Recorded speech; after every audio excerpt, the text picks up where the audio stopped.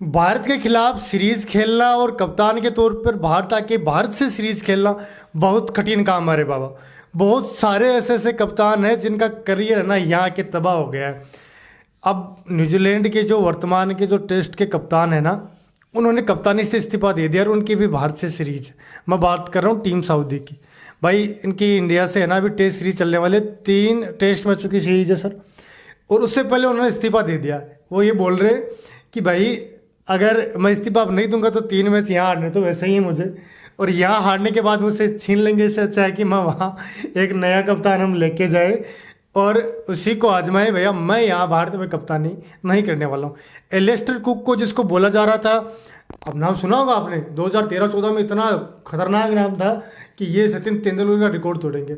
यहाँ आए महेंद्र सिंह धोनी की कप्तानी में उनको बहुत बुरी तरीके से पेला गया था। बिल्कुल, यानी कि रविचंद्र अश्विन के सामने वो कहते हैं ना तिकड़ी का नाश नचा दिया था। अश्विन ने बेन स्टोक्स और एलिस्टर कुक दोनों को समझ में नहीं आ रहा था कि आर अश्विन को वो फेस कैसे करे। ये क्यों हो रहा है, ये समझ आ रहा था ये क्यों हो रहा है भाई साहब। अब ये बारी है ना आ गई है इनकी टीम सऊदी की, क्या कहना चाहिए सर? नहीं अनिल, देखो टीम सऊदी ने ये अच्छा फैसला किया क्योंकि उन्हें पता है कि वहाँ जलील होने से पहले मैं कप्तानी छोड़ दूंगा। क्योंकि टीम सऊदी ने अब तक टेस्ट मैच में 14 मैचों में कप्तानी की न्यूजीलैंड के लिए। 6 मैचों में हार मिली है, 6 में जीत और 2 ड्रॉ रहे। और उनके तो पिछले 2 मैच थे श्रीलंका से। श्रीलंका ने पहला टेस्ट मैच शानदार दिया और दूसरे टेस्ट मैच में तो आपकी न्यूजीलैंड को श्रीलंका ने बम्बूजल करके मारा है। यानी कि पारी यार अरे 150 रनों से रहा है पारी, और 150 रनों से पूरे मैच में 1% भी नहीं थी।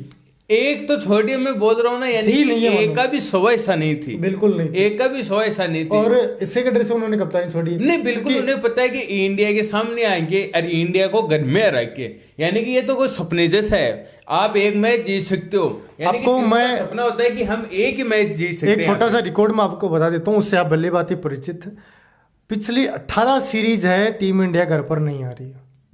और मैं आपको 2013 के बाद अनिल मैं आपको दिन बताता हूँ, 4796 दिन हो गए टीम इंडिया को उसके घर में सीरीज हराने के लिए, अभी तक नहीं आ रही है। और इससे बड़ी उपलब्धि क्या होगी उनको पता, अभी तक नहीं आ रही है। ये 18 सीरीज कम नहीं होती है सर। और यहाँ इंडिया में आपको पता ना सीरीज कितने समय बाद खेले जाते हैं, आप सोच लो कितने समय हो गया। दूसरी बात यह है कि जब भारतीय पिचों पर आप खेलने के लिए आते हो ना, तो आप उतने तैयार होकर नहीं आते हो जितना कि होना चाहिए। क्योंकि यहाँ अश्विन की गेंदें ना वो आग उगलती है स्पिनर होने के बावजूद। क्योंकि आग उगलना अपन किसको बोलते हैं कि जैसे बुमराह बॉलिंग करेगा, सिराज करेगा, अर्शदीप करेगा, ये नहीं भाई साहब। यहाँ जडेजा और अश्विन, इनसे पार पाना मुमकिन है नहीं किसी भी विपक्षी टीम। अनिल दिक्कत तो यानी है कि पिछले यानी कि 7-8 सालों में जो अश्विन और जडेजा ने किया ना मिलके, यानी कि उनका तो कोई जवाब नहीं है। यानी कि कहते हैं पैरों के अंदर जो जोड़ियां चलती हैं, जैसे क्रिकेट के अंदर ओपनिंग के लिए जो बल्लेबाज करते थे जैसे गांगुली, सहवाग सचिन, फिर वहां पे सहवाग और द्रविड़ जो 3 नंबर पे आते थे, द्रविड़ लक्ष्मण करते थे। यानी कि जो पैर में जो बल्लेबाजी चलती है ना, लेकिन जो गेंदबाजी का जो पैर होता है ना, वो एक दूसरे को यानी कि एक अगर दबाव डालता है तो दूसरा विकेट लेता है, दूसरा अगर विकेट ले रहा है तो मेरे को रन नहीं देने। यानी कि वही अश्विन और जडेजा के लिए यहाँ उल्टा हो रहा है सर।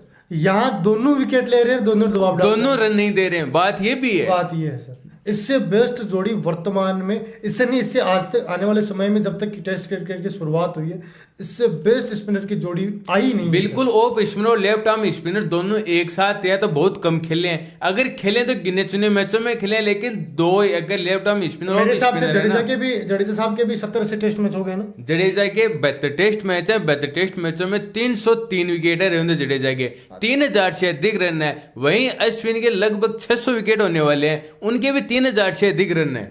बिल्कुल, यही तो कह रहा हूँ, ये कॉम्बिनेशन दोनों ऑलराउंडर की भूमिका में है। बिल्कुल, ना जडेजा की बराबरी कर सकते हैं, ना अश्विन की बराबरी कर सकते हैं।